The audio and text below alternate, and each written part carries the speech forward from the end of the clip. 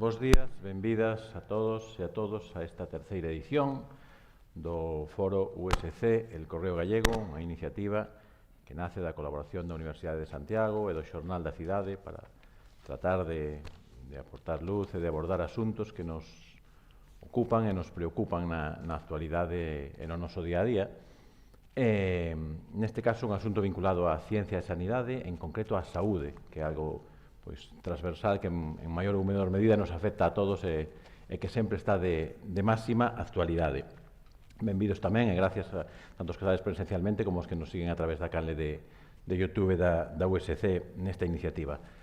Esta terceira edición do Foro USC El Correo Gallego vai estar centrada nas terapias avanzadas e no CAR-T, na innovación na terapia personalizada, que é directamente a liña de vanguarda na loita contra o cancro.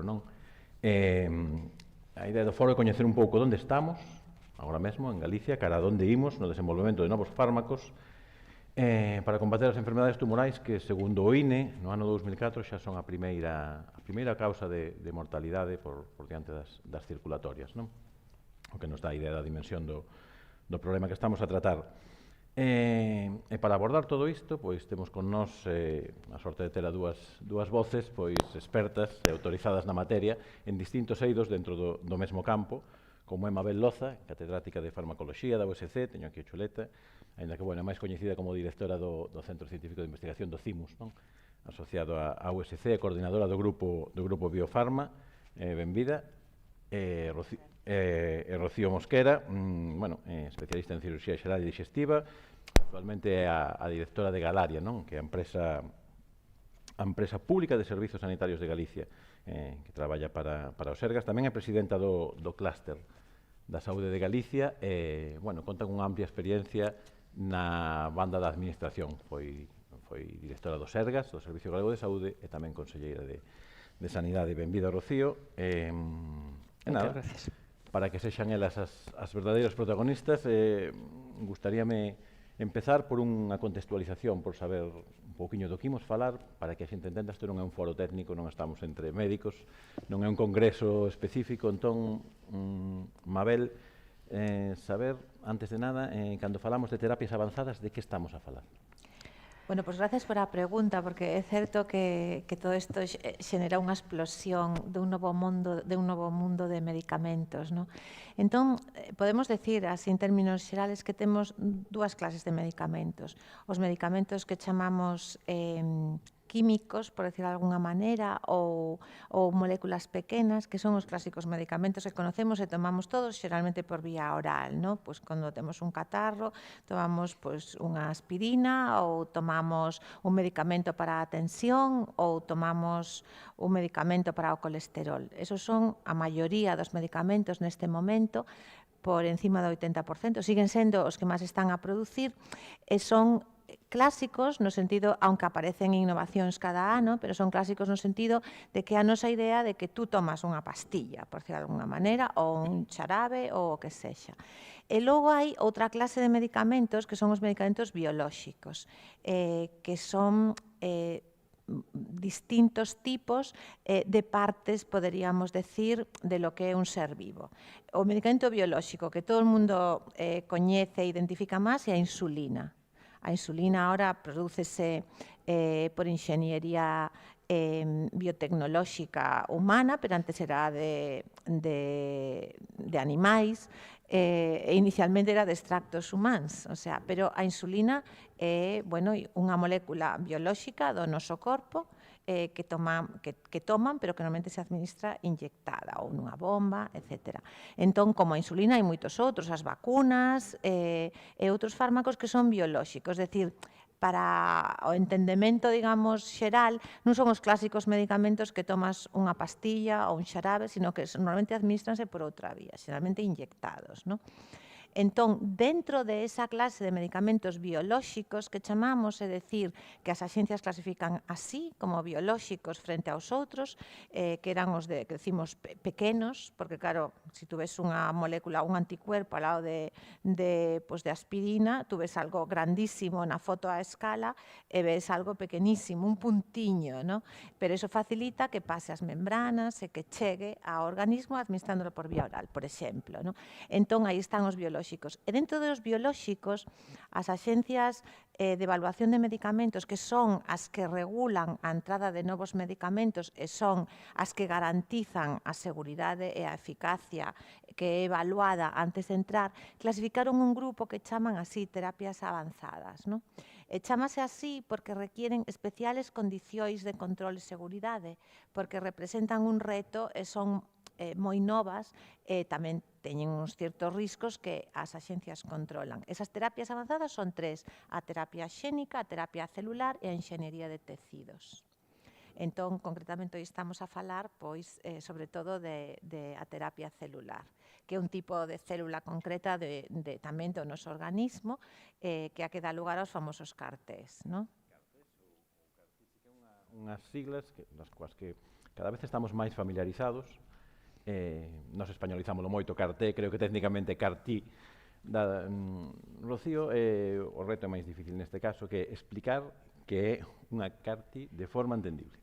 Bueno, terapia CAR-T. Como decía moi ben Mabel, as terapias avanzadas son as terapias celulares, non? Entonces, é moito máis complexo o sintetizar, ela tamén o decía, o sintetizar unha terapia celular ou unha terapia xénica, tamén o podemos falar despois, ou unha terapia xénica que a terapia química tradicional, non?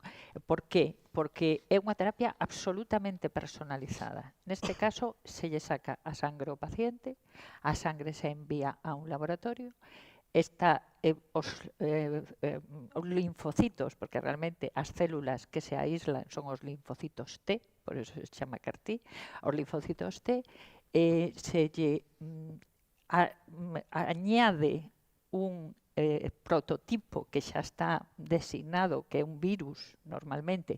Despois falaremos de que isto está avanzando a outro tipo de enxeñería para ver como se poden mellorar todos estes procesos. Pero neste momento se fija con un virus, vale? E se reproduce no laboratorio e se devolve esa sangre outra vez ao hospital para que se inyecte a ese paciente. Co cual é, como decimos, unha terapia absolutamente personalizada, non?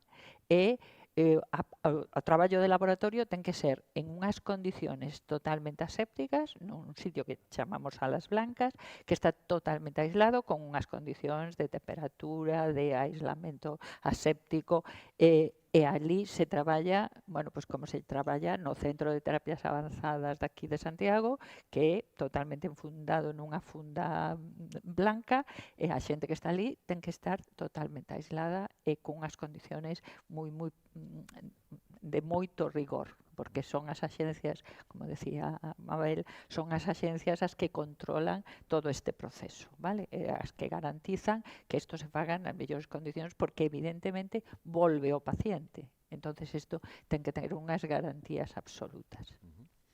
Quería preguntar, Lucío, son terapias relativamente novas, como está Galicia ahora mesmo no seu sistema público de saúde a nivel de aplicación? Como está o grado de aplicación destas terapias? Está generalizado? Non está generalizado? Generalizado non. Generalizado me refiero a nivel territorial, non en todos os hospitais ou non sequera. Vamos a ver, isto tanto na produción, da que estamos falando no centro de produción, e tamén na administración, vale? Entonces, o Ministerio está realizando un control exhaustivo sobre este tipo de terapias, como non pode ser de outra maneira tamén, non? Hai dous tipos de fármacos, os industriales, que son os que teñen os grandes laboratorios. Neste momento están autorizados 4 dos laboratorios industriales que fabrican eles e que teñen eles a patente e que son os que o distribuyen, con uns precios moi elevados, é dicir, estamos a falar entre 350.000 e 380.000 euros cada tratamento, e o Ministerio está realizando un control exhaustivo de este tipo de terapias, tanto da eficacia como da distribución. Entonces, todos os centros hospitalarios que participan na administración teñen que estar acreditados. Teñen que estar acreditados para cada fármaco. É dicir, para cada fármaco de cada laboratorio teñen que ter unha acreditación específica. E os profesionales que o administran, neste caso os hematólogos, porque solamente está para cánceres da sangre, o que se denomina son linfomas ou mielomas, que cánceres da sangre, teñen que estar tamén eles acreditados. En todos os hospitales teñen que haber grupos multidisciplinares, nos que este os inmunólogos, nos que este os farmacéuticos, a enfermería, e todo o grupo ten que estar tamén acreditado e recoñecido no Ministerio, vale? Entonces, isto todo leva tempo, a formación do persoal leva tempo, é dicir, é algo que non todo o mundo estaba formado para este tipo de administración de fármacos, vale? Entonces, ahora mismo temos 3 centros acreditados en Galicia: Coruña, Santiago e Vigo. Bueno, eu creo que para o número de pacientes que hai, que se poden beneficiar, porque despois hai que seleccionar os pacientes, hai que tratar os pacientes e hai que fazer o seguimento dos pacientes, vale? Entonces, para o número de pacientes que neste momento se poden beneficiar deste tipo de terapias, eu creo que é suficiente. E o Ministerio si tamén o considerou, e a Consellería de Sanidade do Servicio Galego de Saúde tamén o considerou. Isto está avanzando moi rápido, porque fai moi poquinho tempo e tal. E todo isto pode cambiar ao longo do tempo, pero ahora mismo esta é a situación en Galicia. E eu considero, así o din a información que temos, que non queda ningún paciente sin tratar en Galicia por condiciones administrativas ou organizativas, vale? Isto eu creo que hai que decirlo moi claro. É dicir, todos os pacientes que se poden beneficiar destas terapias se tratan. Mabel Loza, falamos de terapias celulares, o resto de terapias avanzadas ou personalizadas tamén están avanzando ao mesmo ritmo? Bueno, por suposto, a terapia xénica é unha realidade ahora mesmo. Estamos a conocer continuamente casos de, incluso de nenos, ¿no?, que empezan que debutan con unha enfermedade con un pronóstico terrible, pouca expectativa de vida, e con un tratamento de terapia xénica se corrixe, ¿no? Eso é sustituir, digamos, o que ten o xen dañado ou o que falta por unha administración que en su lugar xenera o que falta, ¿no?, mediante os xenes. Nesto, Galicia tamén está moi avanzada, porque, bueno, aquí está a Fundación Galega de Medicina Xenómica e Xenética, e temos a Ángel Carracedo, unha figura que coordina todo Impact Xenómica para toda España, e tamén en proxectos internacionais. Entón, tamén temos unha posición moi boa, e hai moi boa investigación, ¿no? E logo, a enxeñería tisular, tamén hai fármacos que se utilizaron, utilízase moito tamén para temas óseos, de cartílago, bueno, incluso para problemas de distintos tipos, fisuras anales, etc., se está a utilizar. Entón, claro que van as 3 terapias, ¿no? E logo, o que é moi interesante é que en Galicia tamén estamos a facer, o que temos moi bo é que hai unha colaboración permanente entre os centros de investigación de Galicia que están a traballar nesto, bueno, a red que xenera Galaria de fabricación e de chegada. Entón, aí está a comunicación. Pois temos proxectos de colaboración, por exemplo, no plan complementario de biotecnoloxía. Temos proxectos que van entre hospitais, Galaria e os centros de investigación das universidades para desarrollar novos avances, ¿no? Porque, bueno, eu creo que unha cousa que non me preguntou, pero que creo que é moi importante que digamos, é o que significou esta terapia, toda esta terapia en xeral avanzada, e en particular CAR-T, o que significou, por exemplo, nos cánceres líquidos, ¿no?, que acaba de nombrar Rocío. O seu grado de eficacia. Claro, o seu grado de eficacia é que realmente é espectacular, porque eu creo que está por encima do 50%. Está cerca do 80% en algúns casos. Sí, pero dos doentes que realmente non respondían xa a nada, sin expectativas de vida, en medias a nivel mundial, que máis da mitade se curen durante 5 anos, porque isto é moi recente, ¿no?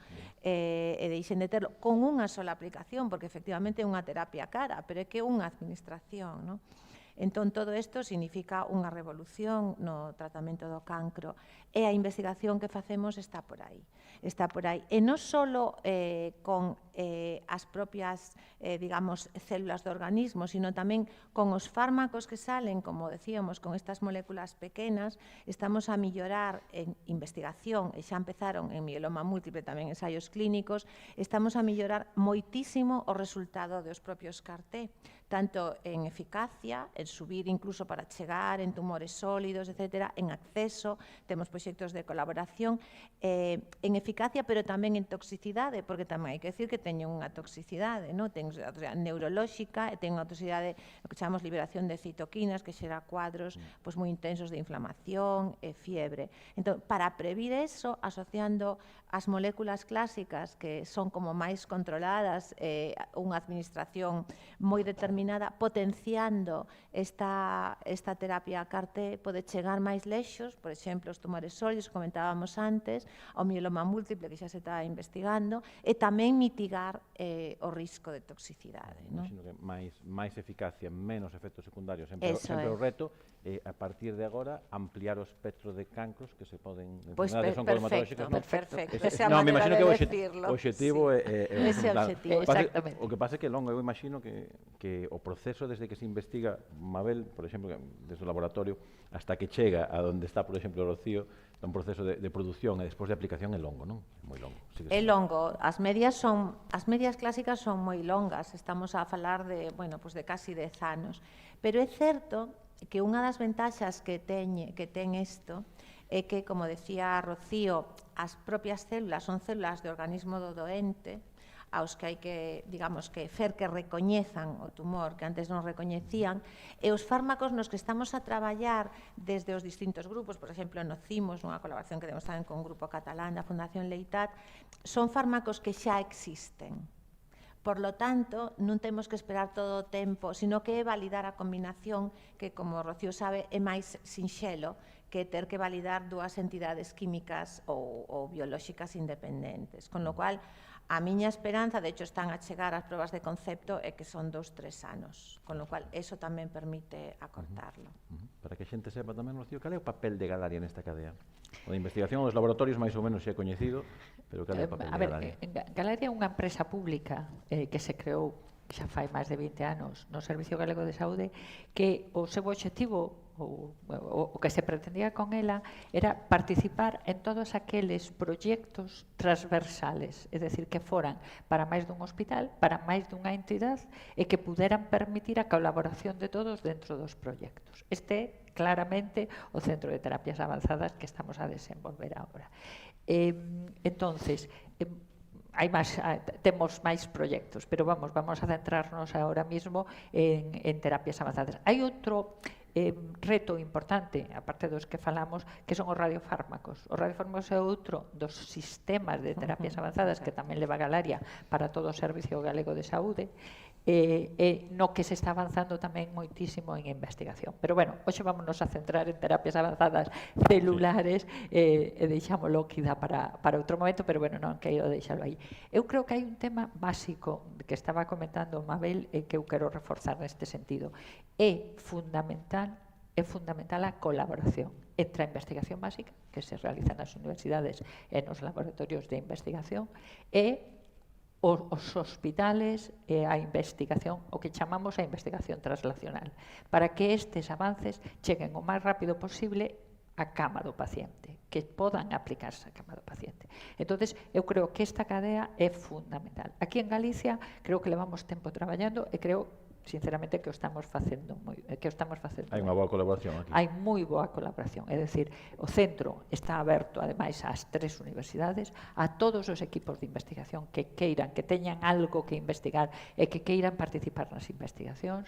Temos doutorados industriales que están participando ás 3 universidades, se están desenvolvendo, bueno, o gran sono noso é ter un carti galego, é dicir, iba a preguntar, se está moi longe un carti 100% galego. Bueno, estamos traballando nel, es decir, bueno, xa temos un doutorado industrial, como decía, chamámoslle Claudina de momento, pero Claudina. Vamos a, porque sí, porque unha indicación moi clara do tratamento. Pero, bueno, queremos traballar nesto. Estamos traballando moito, o que decía Mabel tamén, en chegar a tumores sólidos. É dicir, eu creo que no sistema sanguíneo o CAR-T xa está como moi avanzado, xa as terapias avanzadas, as terapias celulares en xeral están moi avanzadas, teñen moi boa resposta, evidentemente todavía hai moito que investigar, pero porque teñen problemas, pois eso, de toxicidade, de seguridade e demais, pero está moi avanzado. Pero o problema é que a terapia poda chegar ao tumor, reconocer o tumor e ser capaz de tratar un tumor sólido, un tumor de mama, un tumor de páncreas, que ahora mismo hai pouco tratamento específico para isto. Entón, temos un grupo de investigación tamén, que aquí a Universidade de Santiago, con María José Alonso, para, a través da nanotecnoloxía, poder meter o CAR-T dentro deses nanitos e que cheguen ao tumor. Entonces, eu creo que esta colaboración está se dando, estamos todos atentos, pero tamén non quero deixar de dicilo, que a empresa privada. Eu creo que temos empresas que están traballando moi ben, empresas grandes e pequenas que están traballando moi ben, e todo isto hai que sumalo, e aí, bueno, pois Galai o mellor pode facer ese papel de coordinación, sumalo para que todos estes esforzos e todos estes coñecementos que son moi altos en Galicia podan estar xuntos e colaborar xuntos e desenvolver proxectos xuntos. Imagino que todo isto, Mabel, tamén necesita financiamento, non? Pois sí, esa é unha parte importantísima. Necesita un importante financiamento, que hai, por eso hai dous tipos de CAR-T, como antes adelantaba Rocío. Efectivamente, a investigación de un novo fármaco, sexa cual sexa a origen, é realmente algo moi caro.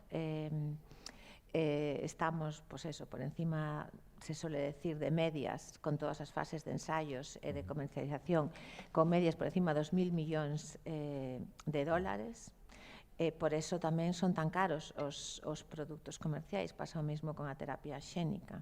Entón, bueno, ese é un traballo para facer xuntos.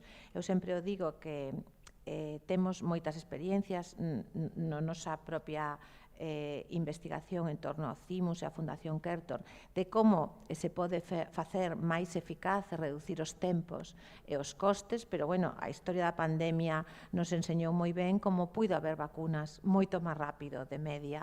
Se a media eran 10 anos, e houve vacunas en 2, ou un pouco menos. Eso quer decir que se todos colaboramos e traballamos xuntos e poñemos o esforzo, pódese conseguir os resultados moito máis rápido. Pero, claro, o que tampouco podemos olvidar é que as vacunas realmente contaron con unha financiación pública extraordinaria. Tamén privada, pero sobre todo pública extraordinaria. É certo que o sistema público non pode pagar así todos os medicamentos, non chegaría, non? Por eso temos que compartir a financiación pública e privada, e como dice Rocío, nosotros é un empeño que temos desde sempre, no CIMUS é un das líneas, digamos, destacadas, acabamos de conceder a María de Maeztu, foi un punto dos que se tuvo moi en conta, e a colaboración privada tamén, para poder facer esos resultados en pouco tempo e ter a financiación e as capacidades, sino é que é imposible, é un tema de que non chegan os cartos, por decirlo sinxelamente. Non sei, no CIMUS evidentemente hai moitos proxectos en marcha. No que se refire, vamos a acotar a terapias personalizadas exclusivamente. Falaba Rocío da necesidade de dar ese salto ao tumor sólido, tumor líquido, tumores de sangue. Estáse traballando xa niso? Sí, estáse traballando niso. Acaba de nombrar Rocío a María José Alonso, por exemplo, que claro, é moi importante neste caso o que decía ela, el como pode chegar a terapia ao tumor en particular, entrar, por eso é máis fácil nos tumores líquidos, porque se encontran por allí as células tumorais, que no tumor sólido que hai que chegar ao lugar. Non exactamente CAR-T, bueno, tamén hai CAR-T, pero hai outro tipos de terapias, pero tamén basada no mesmo, que son as células do propio doente que luchan contra o tumor sólido e potenciarlas, pero é tamén terapia celular. Entón, claro, el chegar alí é algo fundamental, ¿no? Entón, neso, todo lo que son el desarrollo de vehículos para o acceso é fundamental. Esa é unha liña de investigación moi potente que leva María José Alonso no CIMUS, e concretamente no CIMUS pois, temos tamén o grupo de Ángel Carracedo, que tamén está a traballar intensamente en como mellorar a terapia celular e a terapia xénica. Nosotros que temos unha plataforma Innofarma europea, estamos a colaborar con distintas entidades europeas, e tamén citaba a Fundación Leitat para o desenrolo desas moléculas que van a potenciar a acción dos CAR-T, e que son moléculas xa coñecidas e que xa se están utilizando, con o cual pode chegar moito antes conxuntamente con os CAR-T. Son, hasta ahora, as tres grandes líneas que temos no CIMUS, pero constame que existe tamén investigación nas outras universidades, nos outros centros. Eu coordino a parte científica do Plan Complementario de Tecnoloxía, que inclúe as tres universidades e os tres institutos de investigación, e temos colaboracións con a Universidade de Coruña e con a Universidade de Vigo e con o Hospital de Coruña, precisamente nestes desenrolos que tamén participa a Galaria. O sea, que existe unha red de traballo clara en Galicia. Antes de ir con Rocío, simplemente, bueno, salían uns datos esta mesma semana do sector biotecnolóxico galego que eran realmente asombrosos. Presencia en 25 países, 5.500 empregos, máis de 1.500 millóns de facturación. Mabel Loza, que está no ecosistema, digamos, investigador, me imagino que dentro de Galicia, fora de Galicia, en España e incluso en Europa, que ten coñecemento do que hai por aí fora, por decirlo de algún xeito, en que punto está Galicia? Realmente ten fora ese recoñecido prestixio? É dicir, somos punteiros, por decirlo de algún modo?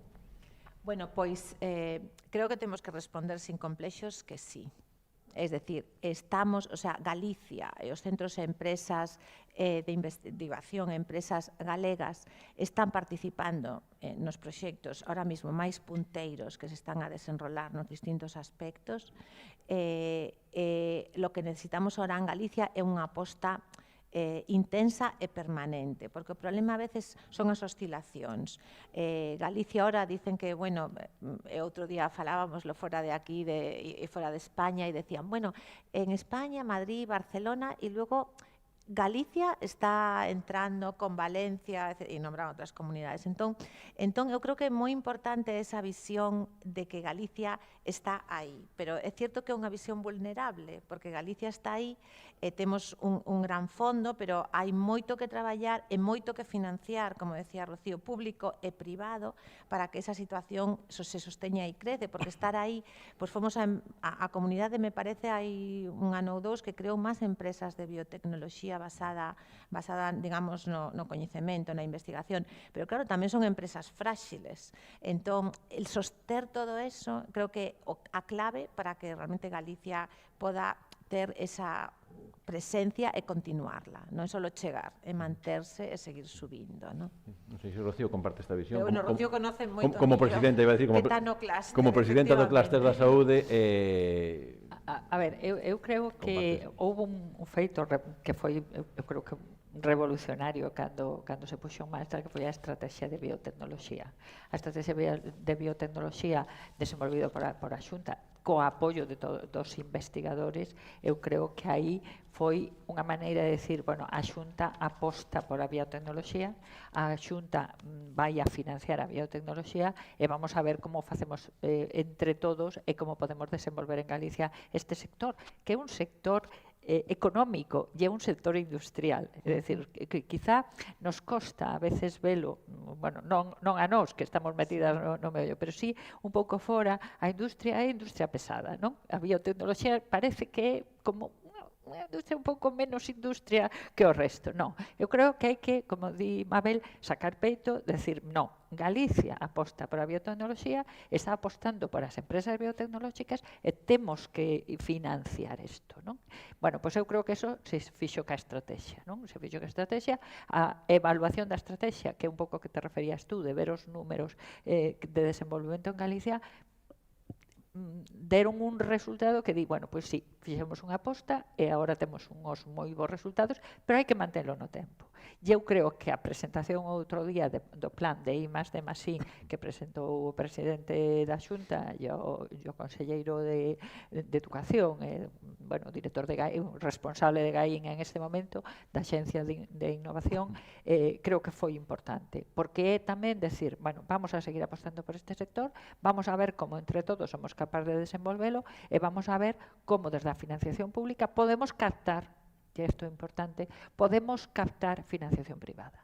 Porque, en serio, sin a financiación privada non chega a financiación pública. Eu creo que é fundamental as dúas financiacións. E temos moitas empresas que son pequenas, que todavía estamos como os nenos pequenos en pañales e que hai que cuidalos e que hai que tal. Vale, pero que están facendo cousas moi interesantes. Están facendo cousas moi interesantes que en colaboración ca academia, en este caso cas universidades, cos centros tecnolóxicos, que eu creo que tamén son moi importantes neste caso, porque temos que pensar tamén que a inteligencia artificial está aí e que vai a ser un paso revolucionario para a fabricación de fármacos, para o diseño de fármacos, tanto de un tipo como do outro.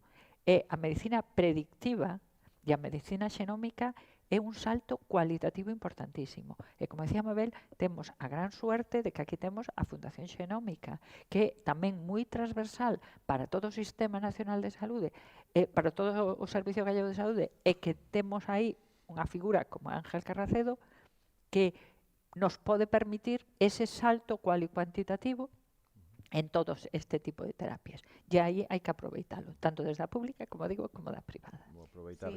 Sí, se me permites añadir, bueno, eu falaba como de visión de futuro, pero está claro que as cousas realmente non hai que inventar a roda, é dicir, por que estamos aquí tamén en biotecnoloxía?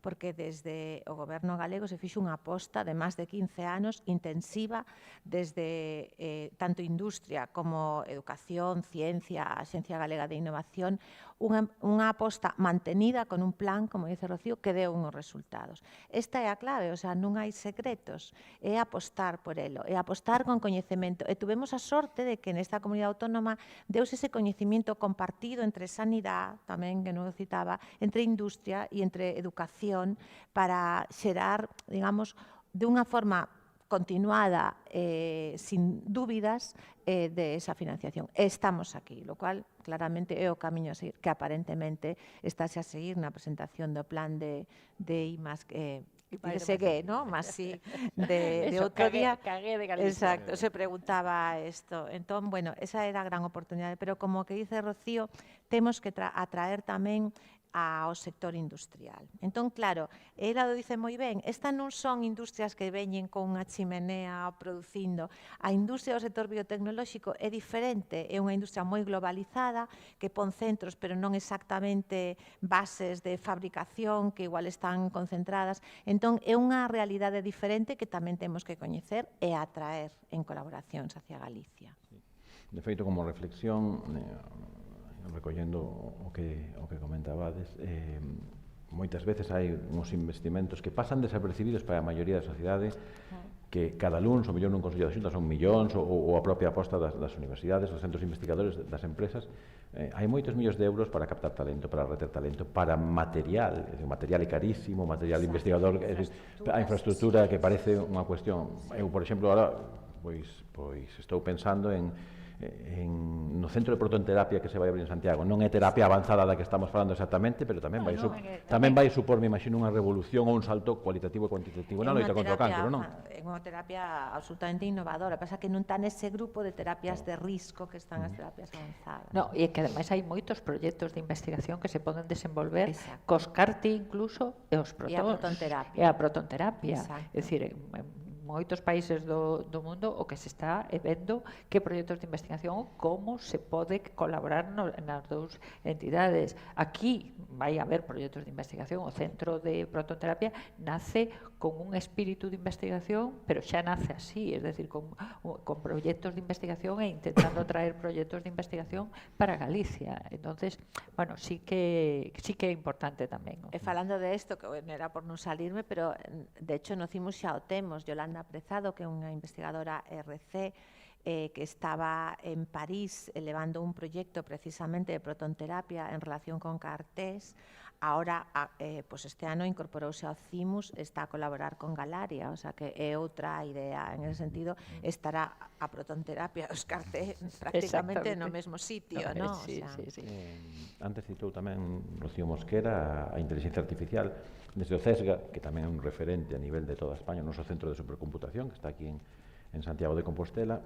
Cando fan o balance anual, din que boa parte dos seus usuarios e da súa comunidade científica que usa a supercomputación o fai con fins médicos, é moi vinculado aos novos tratamentos, ás novas terapias, non só oncohematolóxicas. A miña pregunta, Mabel, é se realmente vai supor esa IA, se xa se está aplicando tamén, e se vai supor ese salto que todos agardan dela, na investigación e desenvolvemento de novos fármacos. Bueno, totalmente, non vai supor, supón, o sea, é unha realidade. Nosotros, por exemplo, na nosa plataforma de Innofarma, ¿no? De descubrimento de fármacos, toda a información de todos os datos que salen, que son moitísimos, está no Centro Galego de Supercomputación e se analiza desde ali. Pero, bueno, é un exemplo como moi concreto, pero unha das cousas que eu creo dos medios que pode acortar máis a duración do proceso e facer mellores hipótesis e seguimento é a inteligencia artificial en descubrimento de fármacos. Por qué? Porque podemos ter, e tamén estamos a iniciar unha experiencia piloto co Servicio Galego de Saúde, podemos ter datos, por suposto, anonimizados de como responden os doentes e ti validar por inteligencia artificial hipótesis para novos fármacos sin gastar a lo mellor 3 anos buscando posibilidades directamente por os datos que veñen de respostas dos doentes. Entón, con eso xa teis un punto de partida, como dice Rocío, de a cabeceira do doente para unha hipótesis nova para curar, que validas por inteligencia artificial, por millóns de datos e sumando millóns de doentes. De tal maneira que empezas moito máis avanzado e con moita máis seguridade. E logo sigues. Eu creo que a inteligencia artificial vai a disminuir moitísimo o tempo e os costes de descubrir novos medicamentos. E os faremos máis seguros, porque xa probas directamente, simulas a realidade nos doentes. A ver, nesto Galicia tamén é absolutamente pioneira. Fai moitos anos xa que se tomou a decisión en Galicia de ter unha historia clínica única para os pacientes, onde está recollida toda a historia clínica. Toda a historia clínica con procesos que ten o paciente, fármacos que se utiliza, como responde os fármacos. Eso é un privilexio poder dispoñer de toda esa información para precisamente a investigación. Anonimizados, por suposto, todos esos datos, pero eso nos permite ter millóns de datos a disposición dos investigadores para poder acortar eses tempos, para poder mellorar a seguridade e poder prestar o que agora se chama medicina predictiva de verdad, medicina preventiva e medicina personalizada. Creo que estamos en unha situación, Galicia está nunha situación absolutamente privilexiada neste campo tamén. Entonces, co CESGA, ademais, cos institutos de investigación, e creo que, ademais, o que decíamos, o goberno o cree, é dicir, GAIN, que é a Axencia de Investigación, ACIS, que é a Axencia de Investigación en Sanidade, e as consellerías todas participantes, eu creo que fan unha aposta, están facendo unha aposta clara por todo isto. Entonces, hai que aproveitar, digamos, este momento, porque eu creo que é un momento moi importante para poder avanzar moito máis rápido. É certo que moitas veces todo o que se investiga, neste caso na USC, que hai un moito labor investigador, a veces custa visualizar ese traslado á sociedade, a aplicación práctica. Pero no caso da medicina é quizá onde a sociedade máis o percibe, porque lle afecta directamente. Que é un campo investigador moi amplio, pero realmente nas cuestións de saúde a xente sí que detecta que a investigación ten resultados. Sí. A ver, é que saúde, como decíamos antes, saúde casi todo. Agora, ademais, bueno, temos que añadir outro concepto moi importante, creo que en saúde, que é a saúde dos animales que repercuten na saúde humana, é dicir, o concepto One Health en inglés, pero que a saúde, como repercute tanto a saúde animal, a seguridade alimentaria é moi importante, e o planeta. É dicir, temos que ser capaces de cuidar o planeta porque as olas de calor, as olas de frío, o cambio climático nos está afectando a saúde dunha maneira moi importante. Quizá en Galicia non nos notamos tanto porque somos un refuxio climático e somoslo de verdad, pero sí é verdad que en outros puntos do planeta a verdade é que a situación se está complicando. E ou tomamos en serio este tema ou investigamos tamén sobre a repercusión que ten sobre a saúde ou senón, bueno, pois vamos a ter dificultades a moi corto plazo. Antes da reflexión final, gustaríame preguntar a ver, si estas terapias personalizadas e innovadoras, que agora mesmo se están focalizando moito no cancro, tamén se está investigando nelas cara a outras enfermidades e outro tipo de patoloxías que non sellan oncohematolóxicas. Sí, así é, pero bueno, eu antes de entrar neso, gustaríame nese sentido pillar tamén o reto que nos dis, es decir, creo que a pesar de que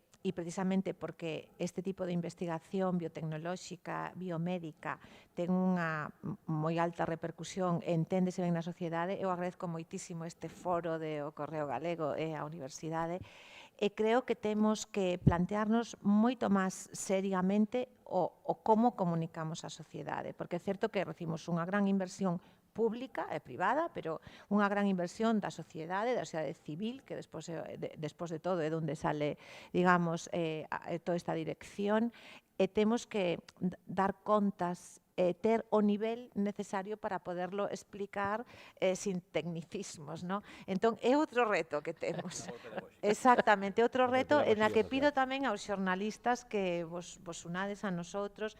Eu creo que temos que formar algún paquete desos de traballo que decimos nos proxectos que pedimos para esa difusión con o mundo do periodismo e da difusión social, que eu creo que é moi importante. E a pregunta, pois sí, realmente el cáncer foi o inicio, ¿no? Pero as nosas células de defensas están presentes en moitísimas enfermedades, tamén nas autoinmunes, en todas as enfermedades nas que se mueren células nosas, ¿no? Entón, como reprogramar pois o noso corazón a nivel neurolóxico, a nivel de enfermedades autoinmunes, como reprogramar enseñando ás nosas células a funcionar millor, no caso de cáncer é matando as células malignas, isto está clarísimo, pero as células refacer, ¿no? Nas enfermedades o que se destrue por o sistema inmunitario, por a neurodegeneración, por un infarto, etc. Eso é un campo de terapias avanzadas extraordinario. De terapias avanzadas, tanto de biolóxicas como de terapias, digamos, de molécula pequena. Pero, concretamente, este tipo de células que van a reprogramar o sistema, por eso tamén falábamos de enxeñería tisular, de terapias xénicas, etc. Todo eso estáse a facer, está en investigación, tanto para, por exemplo, para reparar texido cardíaco como para texido neurolóxico, tamén con células e con CAR-T. Rematamos xa unha reflexión final sempre que se fala de oncoloxía, pois se quere deixar unha mensaxe pois de esperanza e de optimismo, pero que é casi máis importante deixala de realismo, non? Entón, a pregunta final é se curaremos o cancro, se o cronificaremos. A pregunta clave sempre é cando. Bueno, o de cando é máis difícil, como decía Mabel tamén antes, pero, a ver, de feito, moitos cánceres están cronificados, es decir, xa hai moitos tipos de tumores e de cánceres que xa están cronificados. O CAR-T veu a dar, en hematoloxía, veu a dar un salto cualitativo moi importante. Ahora, ese salto cualitativo hai que dalo en outros tipos de cánceres, sobre todo en cánceres sólidos. Pero eu creo que foi unha auténtica revolución. Oxe, en oncología xa se fala de enfermedade crónica, xa non se fala de... Evidentemente hai algúns cánceres para os que todavía non hai tratamento, porque a reacción do paciente é moi importante. É dicir, claro, cada paciente, por eso falamos de medicina personalizada, cada paciente dá unha resposta distinta a cada tipo de terapia. Isto xa o aprendimos. Entonces, ahora hai que intentar ver como personalizamos realmente esa terapia. E a partir de aí, eu creo que a evolución vai a ser muitísimo máis rápida do que foi no pasado. Eu creo que estamos aí. No centro, o que decía Mabel, estamos falando do cancro, pero hai moitísimas terapias xa en moitísimas outras patoloxías, ao mellor non tan graves, non tan mortales, por eso non nos chaman tanto, pero hai moitísima investigación. Galicia este ano tamén entrou na red de terapias avanzadas a nivel de toda España, porque isto se trata de colaborar entre todos, non só en Galicia, que xa falamos moito de colaborar en Galicia, sino que hai que colaborar con todos os equipos de investigación para ir máis rápido, porque xuntos chegaremos moito antes e moito máis rápido. Mabel? Bueno, pues totalmente de acordo. Realmente as enfermedades, as doenzas son universais e afectan a toda a humanidade e a investigación faise así. Entón, xuntando as capacidades investigadoras aquí entre nós para potenciarlas, que temos, eu creo que en Galicia, xa se dixo, non por repasarlo, grandes oportunidades neste momento. Además, estamos moi ben conectados, que iso é importantísimo, ¿no? Para as sinerxias e ir máis deprisa, pero evidentemente temos que estar conectados con o mundo, porque se a enfermedade é global, pois a investigación é global e os tratamentos son globais. Entón, esta desde Galicia para o mundo creo que é un bon lema, ¿no? Tamén en terapias avanzadas. Bueno, pois moitísimas gracias ás dúas pola presencia do foro, pola información, pola linguaxe didáctica coa que se tratou. Eu polo menos personalmente voume con máis coñecemento do que tiña cando entrei aquí sobre as terapias avanzadas, sobre CAR-T, sobre innovación, sobre loita contra cancro, sobre todo o que se está facendo, que se está traballando polo que dicides moito e ben en Galicia, nas universidades, no ámbito universitario, no ámbito da administración, no ámbito dos laboratorios, en todo, na empresa privada. Así que, bueno, que siga así. Moitísimas gracias, o dito, e emprazamos, gracias a todos os que seguiron o foro por YouTube, emprazamos a seguinte edición deste foro da OSC del Correo Gallego.